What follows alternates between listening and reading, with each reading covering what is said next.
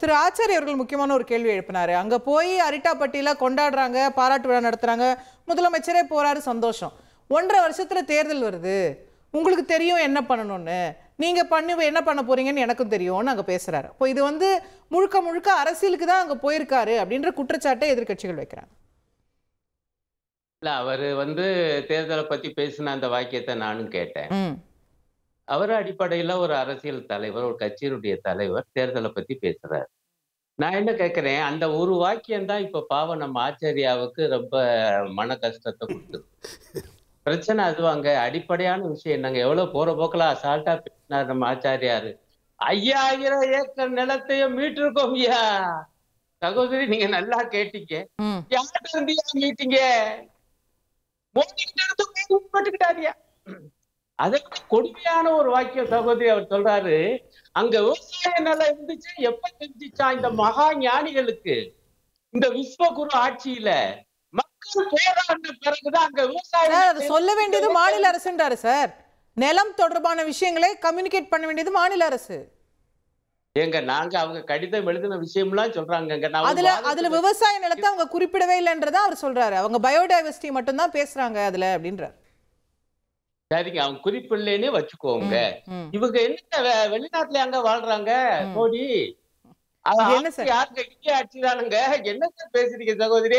அவங்களுக்கு தெரியாத அரிட்டாபட்டில 5000 ஏக்கரை ஏறீங்கல்ல. ம்.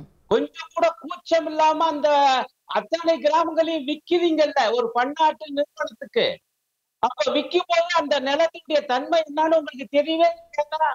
அவ்வளவு கூறு கூட இல்லாத கேவலமான கேவலட்ட ஆட்சி மோடி ஆட்சி இவரே ஒத்துக்கிறாரா?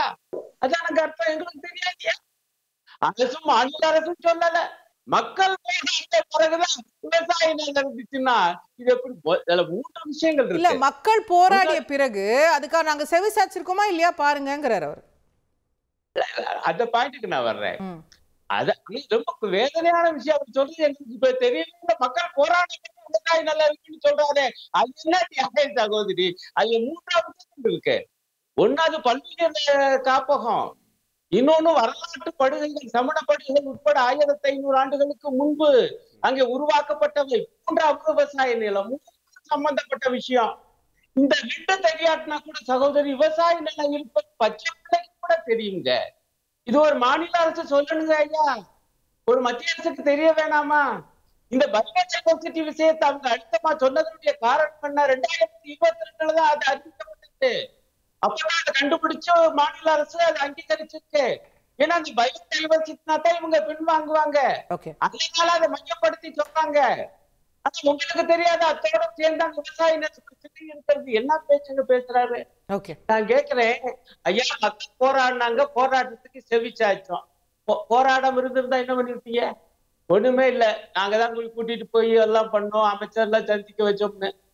இந்த லண்டன்ல இருந்து திரும்பின உடனே உங்களுடைய பாஜகவுடைய மாநில தலைவர் திரு அண்ணாமலை என்னங்க பேசினாரு? என்ன என் செவியில ஒழிச்சுக்கிட்டே இருக்கு.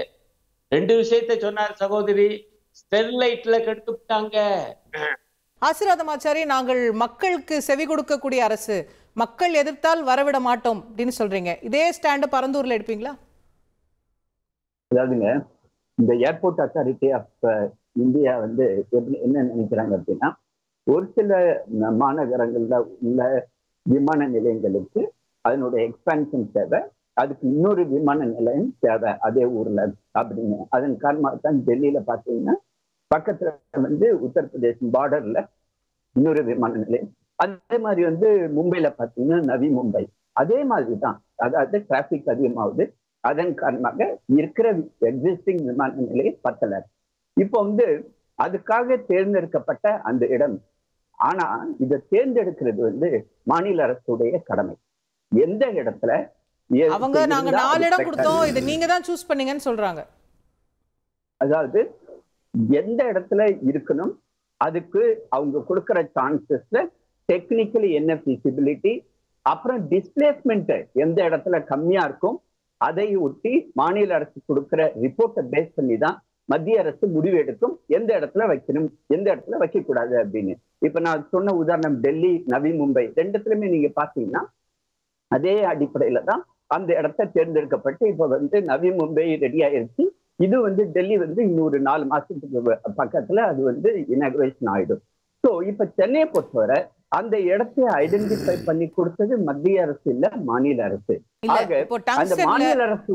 டங்ஸ்டன்ல எல்லாருமே என்ன சொல்றீங்க, நாங்கள் மக்கள் சொன்னதை கேட்டோம், நாங்க டைரக்டா போய் அமைச்சரை நாங்களே பார்க்க வச்சோம், தமிழ்நாடு பிஜேபி எடுத்த முன்முயற்சின்றீங்க. அந்த மாதிரி எடுங்க முன்முயற்சி. மேடம் இந்த கேள்வியோட மூலம் எங்க போகுதுன்னா, இது உண்மையிலேயே நீங்க மக்கள் குரலால நீங்க மாத்துனீங்களா வேற காரணங்களுக்கு மாத்துனீங்களான்ற கேள்வி அப்ப வந்துருது இல்ல. மக்கள் குரலா இருந்தா நீங்க அதையும் அங்கேயும் பண்ணிருக்கணும்ல. எங்களை பொறுத்தவரை அரசியல் செய்வதே கிடையாது. எங்களை பொறுத்தவரை மக்களுடைய அபிலாஷைகளை பூர்த்தி செய்வதுதான் மோடி அரசுடைய கடமையாக திரு நரேந்திர அதுதான் சார். அப்ப எல்லா ஊர் மக்களுக்கும் அதே அபிலாஷை தானே சார்? இங்க விவசாய நிலம் அங்க விவசாய நிலம் தானே சார்? அதான் சொல்றேன் இல்லைங்களா. அது வந்து இப்போ வந்து ஒவ்வொருத்தவங்களும் அரசியல் பேசிட்டு இருக்காங்க. அதை அரசியலாக அவர்கள் பார்க்கிறார்கள். மக்களுடைய பிரச்சனையை பார்ப்பதை விட அதன் மூலமாக ஓட்டு வங்கி எப்படி கவர்வது அப்படின்றத அவங்க வந்து யோசிச்சுட்டு இருக்கிறாங்க. மத்திய அரசு வந்து பிஜேபி அரிட்டாப்பட்டி மக்கள் ஓட்டு வேண்டாம் அப்படி பாத்தீங்கன்னா எங்களுக்கு ஓட்டு வந்து ஒரு சில முடிவுகள் வந்து டிராஸ்டிக்கா எடுத்துக்கிற முடிவுகள்ல வந்து எங்களுக்கு தெரியும் ஓட்டு வந்து எங்களுக்கு கிடைக்காது. இருந்தாலும் நாட்டோட நலனுக்காக மக்களுடைய நலனுக்காக எடுத்த பல முடிவுகளை நான் வந்து பட்டியலிட்டு சொல்ல முடியும். ஆக மொத்தம் திரு நரேந்திர மோடி அவர்கள் வந்து எப்பொழுதுமே ஓட்டு அரசியல் செய்ததே கிடையாது. அவர் மக்களின் நலனுக்காகத்தான் அவர் ஆட்சி புரிந்து கொண்டு வருகிறார்கள். ஆக இந்த நீங்க சொன்னீங்களா பரந்தூரோட இந்த பிரச்சனை, how it is going to evolve over the time, let us wait and watch. திரு சூர்யா அவர் வெயிட் பண்றாரா? நீங்களா தீர்த்து வச்சிருங்க. அரிட்டாப்பட்டி மக்கள் பாராட்டு விழா நடத்தி இது போல பரந்தூர் மக்களும் நடத்துவாங்கல்ல, அதெல்லாம் ஒன்றும் பிரச்சனை இல்லை. அதுவும் அவர் கையிலேயே இருக்கு. அது எப்படி? நான் இப்ப திரும்பி சொன்னேன். அவர் தான் ஒரு முடிவு சொன்னார் பாத்தீங்களா இல்லையா? என்ன சொன்னாரு? மாநில அரசு கேட்டுத்தான் மத்திய அரசுன்னு ரொம்ப ஒரு வரி அழகா சொல்லிட்டு வந்தார் அண்ணன். அதை கேட்கும் போது எனக்கு ரெண்டு காதலி தேன் வந்து பாய் டங்ஸ்டன் எந்த காலத்திலும் வராதுன்னு நீங்க சொல்றீங்கல்ல சார், அவ்வளவு உறுதியா இருக்கிறீங்கல்ல சார். அந்த மாதிரி அந்த இன்னொரு ஊர்லயும் மக்கள் போராடுறாங்கல்ல சார். அவர்கிட்ட 2-3 நியாயமான கேள்வி கேட்டுறேன் மேடம். ஏன்னா அவர் 2-3 கொஸ்டின் வச்சுட்டாரு. முதல்ல எங்க முதல்வர் அங்க போய் பட்டப்படப்புல அப்படியே தேர்தலுக்கான ஒரு வரியை சொல்லிட்டாரு. ஒன்றும் இல்லை சார், யாரா இருந்தாலும் முதல்வர் பேசுனா 100% ரைட்டு. என்னன்னு கேட்குறீங்களா, இந்த மாதிரி ஒரு பிஜேபி கொடூரமான சட்டங்களை கொண்டு வந்து மக்களை கொலை பண்ணுதுன்னு சொன்னா அதை நாம எப்படி குச்சி வச்சுட்டு அடிக்க முடியுமா என்ன? தேர்தல் தான் அதுக்கு ஒரே முடிவு. நீங்க புரிஞ்சுக்கங்க.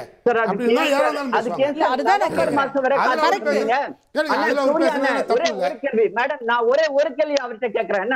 2024 வரை நீங்க ஏன் சார் காத்துக்கிட்டு இருந்தீங்க? உங்களுடைய முதலமைச்சருக்கு தான் தெரியும் இல்லீங்களா அங்க பிரச்சனை இருக்குது அப்படின்னு. ஏன் அதுக்கு வந்து 10 மாசம் ஏன் பொறுத்திருந்தீங்க? உங்கள்கிட்ட வரேன்.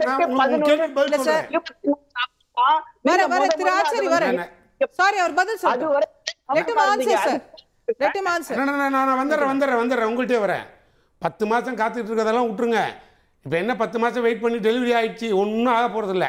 ஏன்னா நாங்க முடிவு பண்ணணும். இது எங்க கையில இருக்கு. முதல்வர் ஒரு முடிவு எடுத்து விடுங்க. நாங்க அதை அப்பயே சொல்லிட்டோங்க. என்ன இருக்கு, நான் முதல்ல இந்த சப்ஜெக்ட் முடிச்சிடுறேன், அதுக்கப்புறம் வரேன். அண்ணன் கேட்டது எனக்கு ரொம்ப அவ்வளவு மகிழ்ச்சியா இருந்தது. முதல்வர் பேசுறது விளக்கம் கொடுத்துட்டேன். நான் திரும்பி கேட்குறேன், மாநில அரசு இது கேட்டுத்தான் நீங்கள். நான் என்ன சார் கேட்குறேன், மக்களுக்காக தானே நீங்களும் ஆடுறீங்க, உங்களுக்கு ஒரு கட்சி வச்சுருக்கீங்கல்ல, இதே மாதிரி ஒரு விளக்கு ஏன் நீட்டில் கொடுக்க மாட்டீங்களா?